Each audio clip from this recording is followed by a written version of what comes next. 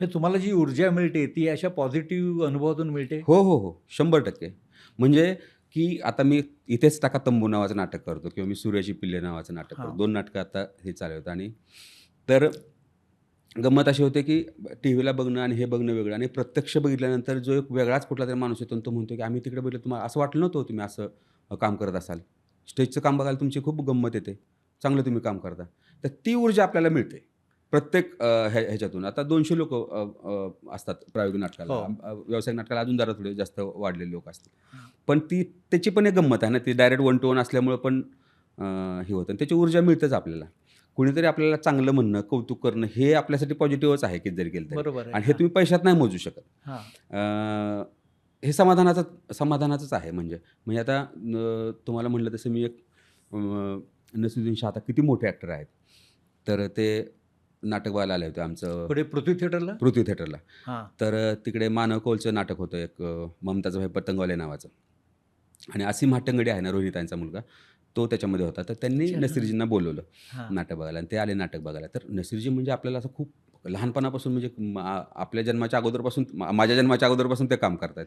तर असं त्यांना ते आलेत नाटक तर मी काय टेन्शन त्यावेळेस घेतलं नाही नाटक सुरू असताना. तर झालं नाटक व्यवस्थित झालं. तर त्यांनी नाटक संपल्यानंतर बोलून घेतलं, की "हा पोरगा कोण आहे? ह्याला बोलव." मग मी गेलो त्यांच्याकडे. तर असं खांद्यावर हात टाकून ते म्हणाले, की "अच्छा काम करते हो." तर म्हटल्यानंतर मी असा एकदम हुरळून गेलो. मी म्हटलं, की "बास, हेच आपल्याला पाहिजे ना, म्हणजे असंच पाहिजे." आणि असे खूप लोकांनी नाटकं बघितली आणि खूप हे केलं. पण ही पावती तुम्ही पैशात नाही मोजू शकत. मला असं वाटलं म्हणजे बेसिकली. असे आणखीन काही प्रोत्साहन देणारे अनुभव? खूप आहेत, खूप आहेत. अ, म्हणजे इंडिव्हिज्युअल लेव्हलला पण आहेत. म्हणजे तुळजापूरला मी ज्यावेळेस पहिलं नाटक केलं होतं, त्यावेळेस आमचे सर होते, भोसले सर म्हणून. प्राध्यापक संभाजी भोसले म्हणून. तर नाटक बघून झाल्यानंतर ते म्हणाले, की "बाप्पा, मस्त काम करतो."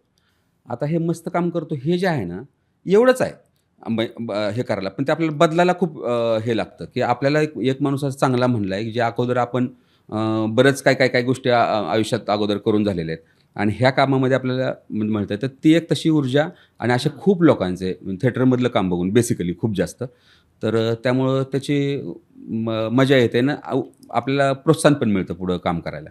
आता हे जे कौतुक आहे, हं. तुम्ही जसं नसरुद्दीन शाहचं नाव घेतलं, तसं आपल्या क्षेत्रातले म्हणजे आपल्या अवतीभोवतीचे कलाकार ह्यांनी सुद्धा तुम्हाला वेळोवेळी प्रोत्साहन दिलं असणार ना? खूप म्हणजे आपण ज्यांच्याबरोबर कामं केली आहेत त्यांच्याबरोबर पण म्हणजे आता खूप काय म्हणू, की आता सुनील आहे, सुनील बर्वे आहे, आनंद निगळे, पुष्कर यांच्याबरोबर आता मी कामच करतोय आणि सुबोध आहे, की अच्छा. सुबोध म्हणजे की तो आपलं गुरुबंधू असल्या टाईपमध्ये मित्र आहे खूप चांगला आणि तो वेळोवेळी काही ना काही प्रत्येक वेळेस सांगतो. कौतुक पण करतो. काय व्हायला पाहिजे, काय गोष्टी तू करायला पाहिजे. जितू आहे आपला जितू जोशी. हां. जितूनं मी परवा त्याने एक माझं नाटक बघितलं आणि त्याने खूप नाटकं बघितलेत. सगळे जवळपास बघितलेत त्यानं. तर तो परवा मला म्हणाला, की "सगळं चांगलं आहे उमा, पण आता काही गोष्टींवर तुला काम करायला पाहिजे." तर ही आहे ते कौतुक करून पण अजून एक काही गोष्टी मध्ये सांगणारे लोकं आपल्या आजूबाजूला आहेत आणि खूप चांगलं म्हणजे आता सुबोधचं तर उदाहरण असं आहे, की मी त्याच्याबरोबर जवळपास 5-6 कामं केली. त्या फिल्ममध्ये पण केलं, 2 सीरियलमध्ये केलं, नाटकात आम्ही एकत्र काम केलं, एका वेब सीरीजमध्ये काम केलं. तोच होता कालसूत्र नावाची वेब सीरीज आहे, ती येईल आता काही दिवसांनी. तर त्या ह्याच्यामध्ये असताना त्या सगळ्या पूर्ण प्रोसेसमध्ये आपल्याला काय होतं, की आपण ही माणसं काय करतायत? आता खूप मोठी आहेत ना, म्हणजे ही हां. माणसं काय करतात आणि आपण काय करतोय? तर आपण काय गोष्टी करायला पाहिजेत. तो रिलॅक्सनेस जो आहे ना, रिलॅक्स आपण होऊन काम करणं, ते खूप चांगलं आहे शिकण्यासारखं ह्या लोकांकडून आणि एवढ्या वर्षाचा अनुभव आहे. तर ती लोकं आहेत आणि बाकीचे अजून परवा आमचे एक अजित भुरे म्हणून आहेत. माहिती आहे. त्यांनी आपला मित्र आहे आमचा. हो. हां. तर त्यांनी मला म्हणाले, की "मी तुम्हाला वेगवेगळीकडे बघत असतो, पण तुम्ही हे करून तुम्ही हे पण करता, प्रायोगिक नाटक करता, हे माझ्यासाठी खूप चांगली गोष्ट वाटते तुमच्या मी तुम्हाला सीरियलमध्ये पण पाहिलंय, तुम्ही हे पण केलंय." आणि ते तुम्हाला असं प्रोत्साहन देतात. त्यामुळे मग सगळ्या बाजूनं होतं. म्हणून तुम्ही सगळे कुठलंही काम करायचं म्हटलं तर ते तुमचं काम ॲप्रिशिएट होतंय आणि त्याला ॲप्रिशिएट करणारी लोकं आपल्या आजूबाजूला आहेत. तर त्यामुळं जास्त गंमत येते. असं खूप आयुष्यात कधी खूप लो वाटलंय असं झालं नाही, की कामच नाही किंवा हेच नाही असं झालं नाही. पण ज्यावेळेस असं वाटलं पहिल्यांदा काय होतं पैसा जो आहे ना, आपल्या घरच्याच्या पाठिंब्याशिवाय हे काही होऊ शकत नाही मुंबईत. हं. म्हणजे ज्यांना कोणाला करिअर करायचं असेल असं आपण म्हणालो तर तुम्हाला पाठबळ देणारी लोकं तुमच्याबरोबर 100% पाहिजे. तर मग तुमचं करिअर तुमचं चांगलं होतं. सॉर्टेड माइंडने तुम्ही करू शकता असं माझं म्हणणं आहे. तर आमच्या गावाकडे गेल्यानंतर आमचे जे गुरु आहेत सगळे, तर त्यांनी ते बरोबर सांगायचे, की आता तू हे हे करून बघ. आता खूप नाटकं झाली, आता सीरियल कर. आता हे झालं तर हे असं करून बघ. असं ते तिकडून पण सांगणारे आहेत.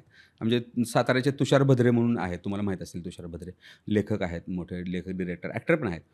ते खूप वर्ष झालं ते सातत्यानं थिएटर करतात साताऱ्यामध्ये आणि ते आमचे गुरु आहेत. आमचे तुळजापूरचे श्रीकांताप्पा नाडापुडे म्हणून आहेत. तर ते असे असे मग काय म्हणता येईल, की खूप बघितलेलं आणि तरीही तसं थिएटर करणारे लोकं आहेत आपल्या आजूबाजूला.